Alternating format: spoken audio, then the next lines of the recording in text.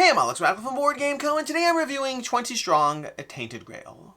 This is part of a collaboration between Ship Theory Games and Awaken Realms, where they are doing 3 20 Strong games set in the Awaken Realms universes. We have Tainted Grail, Etherfields, and Nemesis, and I'll have reviews for all of those going up today, so I don't know the order of the videos, but in case you're interested in my thoughts on them, check out each of those videos in whatever order you want to. Although I will say, spoiler to their other videos, 20 Strong Tainted Grail is my favorite of the 3. But with that said, we're going to do a bit of general background here, some disclaimers, all the usual things, links and timestamps to everything down below. This over here is a prototype, all rules and components subject to change, like things like the dice, for example. I assume they'll be different. Generally, Ship Theory Games has done different dice. Have they? I think they've done different dice. I have to go check my sets now. Either way, this is a prototype, rules, components, subject to change, and I'll have a link to the crowdfunding campaign down below. Outside of that, just some general background for those who don't know, 20 Strong is a system from Ship Theory Games. They've done a lot of games in the 20 Strong universes. They have their own Solo Sentinels IP. They have their other games that they have taken and done 20 Strong versions of. They have the entire 20 Strong Tangle Lords, and now they have the 20 Strong Awaken Realms collaboration, giving 3 games from the Awaken Realms universes with the 20 Strong system. Some more so or less so than others. Nemesis is a big difference. Like, just worth noting this for the other, you know, if you're not watching, whatever, just worth noting this is a Nemesis is more than just a solo game. So if you immediately wrote it off because you're like, I don't do solo, Nemesis does do solo, but it also does more players. It's a 1 to 3 player game. So they really diversify from what 20 Strong at its core is.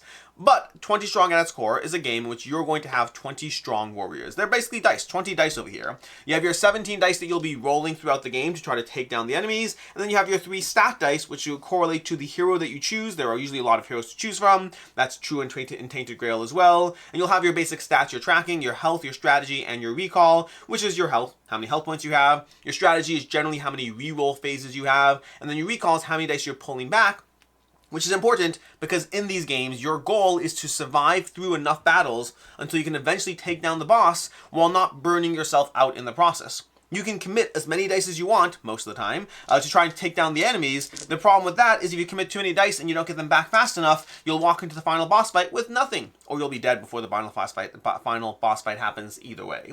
So that's basically what 20 Strong as a system does. What Tainted Grail does is it kind of distills that into, I mean, this is almost as raw 20 Strong as it gets, while actually managing to incorporate the feeling of Tainted Grail, at least the mechanical aspects of Tainted Grail. This is less about the story, the adventure. If you've played Tainted Grail, it's a giant epic narrative story.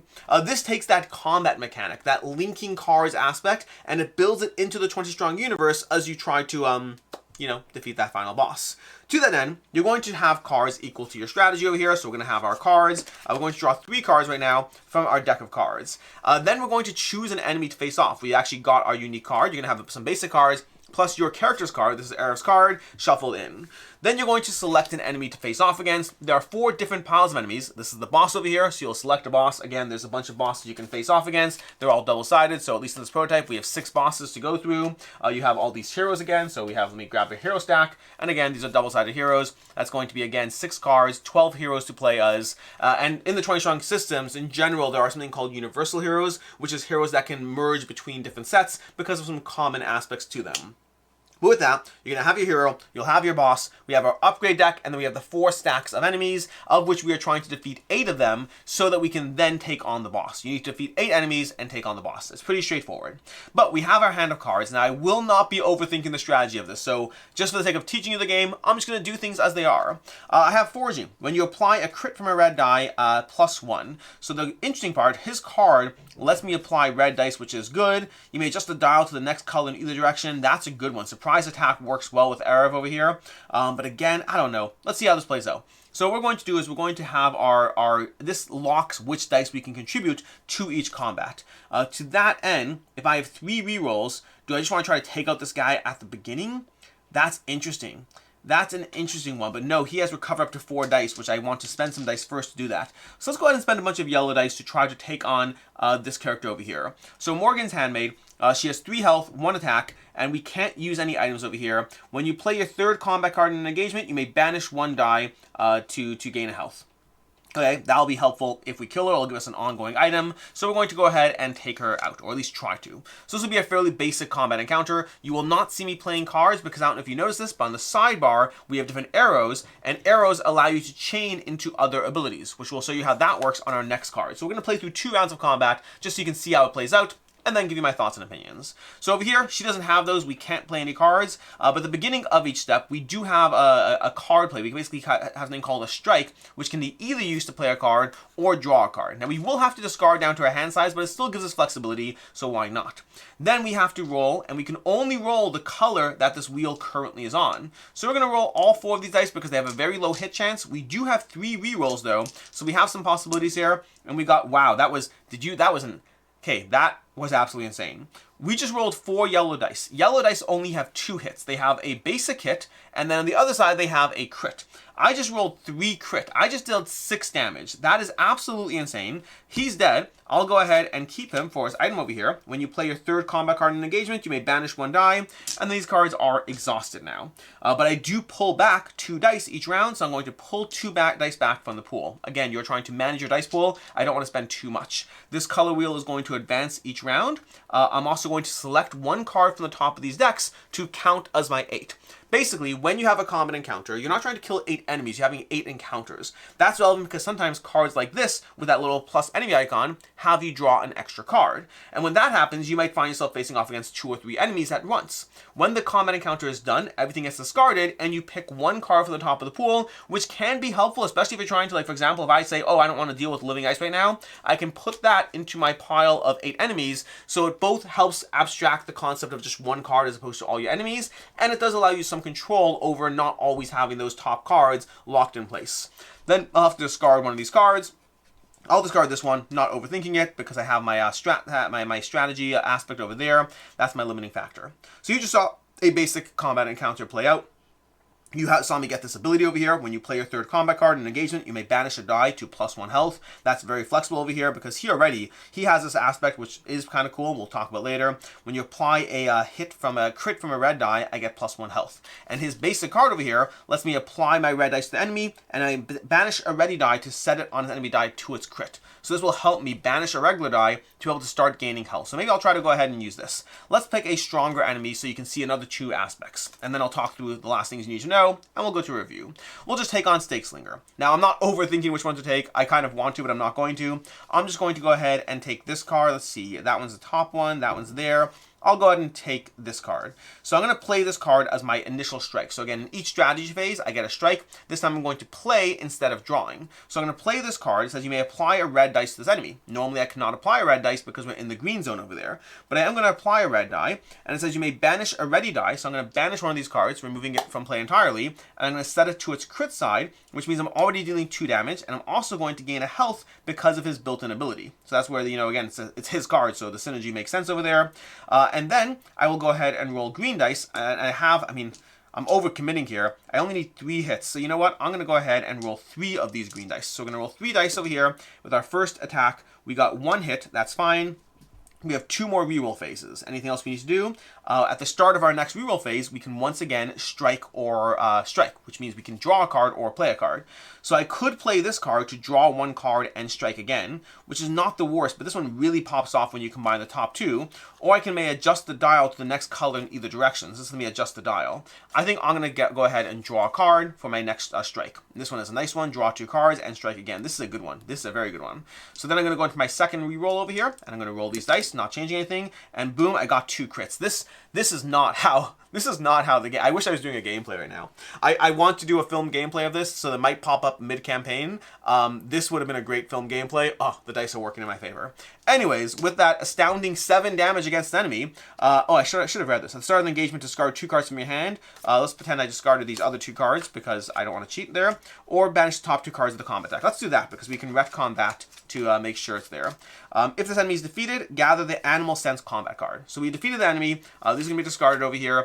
We've killed that guy. We didn't get to the 3rd round of combat because our 2nd round was insane. And now purple cards let you improve your deck with these. So we're going to find the Animal Sense combat card, which is going to be this one over here. And we're going to take this and we can either discard a card from our discard pile and put this in our discard pile, or discard a card from our hand and put this in our hand, or discard the top card of our deck and put this as the top card of our deck. Basically, it goes into one of those three places. In the cleanup phase, return the combat card to the left of this card to your hand. We'll go ahead and we'll get rid of surprise attack and put this into our hand. Not that it matters because we are wrapping up at this point. Last things to note is each of these has a theme. The gray is going to increase your stats, yellow is going to have instant actions, the blue is going to be ongoing items, and then purple lets you upgrade your action deck with these improved cards. Then eventually, once you have 8 enemies, so again, once this combat is done, this card would have been discarded, again, taking it out of play, so to speak, and then I'd pick one card, maybe I don't like that one, and put it into the discard. And once we get to 8 cards over here, we have a final encounter where we then take on the boss. He'll add a bunch of enemies. Generally speaking, I haven't looked at all of them, but they generally add enemies. They do 2 damage to you, 6 health, and they have abilities, and those enemies come into play, and you have this larger encounter that hopefully you've prepped up enough to deal with. That is basically 20 strong Tainted Grail. In the game, you are working your way through 8 enemies. You have 4 different stacks of enemies with different types, different benefits they give you. You pick a stack, and then you're going to be picking that as well. We didn't heavily do this, but you are going to be looking at their sides and planning your hand and being like, okay, well, this is a top strike. I think I can take that on. Also has an ability that will really help me, so I'm going to combo that there. And then this card's in the way, so I'll get rid of that card when I'm done. You have this kind of plan you're working through as you go to take on the boss. That's 20 strong Tainted Grail. Let's go ahead and talk about my review of this. I love this one. Now, this, by the way, this has been the easiest game I've had so far happen. Usually it's been a lot tougher. I've only won this once so far, and the rest of the time I've lost heavily. It is a little brutal, but the mechanic of this feels like almost the most straightforward 20 strong game there's been so far. Like, I'm trying to think through them all. Like, Solar Sentinels may be as straightforward, but this feels very elegant, and it does feel like it pulls from the mechanics of Tainted Grail. Again, it depends what you liked about Tainted Grail. If you like the story and the world building and all that, the choose your own adventure, none of that's really here. I guess you can argue there's some choose your own adventure, but it's choose your own card. Very different concept. So if you're here for the story of Tainted Grail, this is not giving you that. But it does have that card chaining, for better and for worse. Like, sometimes it feels just like if you play Tainted Grail, it's the exact same feeling. Sometimes you have a nice sequence that feels really cool and powerful, and you're able to take down the enemies between your rerolls, between how the dice roll, between the cards you play or draw, and how it all comes together, and you feel like an absolute boss. And then other times you have the hand of cards and you're like, none of this works. None of this is helpful. None of this is helping me. Oh, look, this card lets me play green dice this turn. We're already playing green dice this turn. That doesn't actually help me. And my other cards don't line up. So, like, I have a hand of dead cards. I guess I'll just draw extra cards. I'll have to discard, but, like, hey, it's something, right? So the game in general does have those highs and lows of the combat system from Tainted Grail, depending on how things play out. You have some really satisfying turns, and then some turns you just wish you could feel like you could do anything.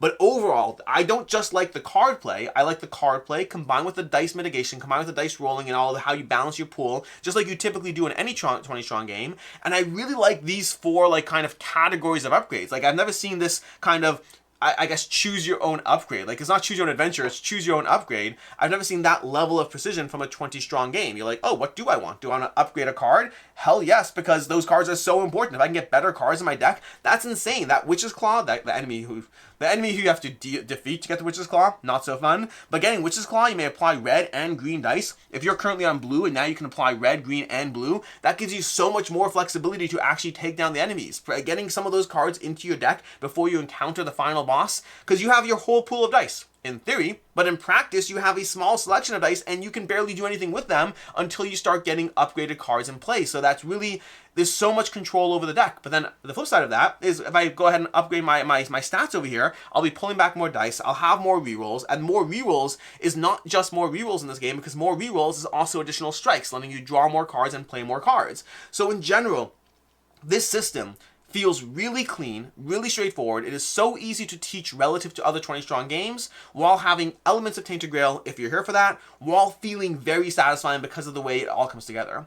I don't really have a downside other than the fact that, I guess the downside, like I mentioned, is sometimes your cards don't just pop off. Like the way it all comes together, this doesn't always happen. That's the biggest thing.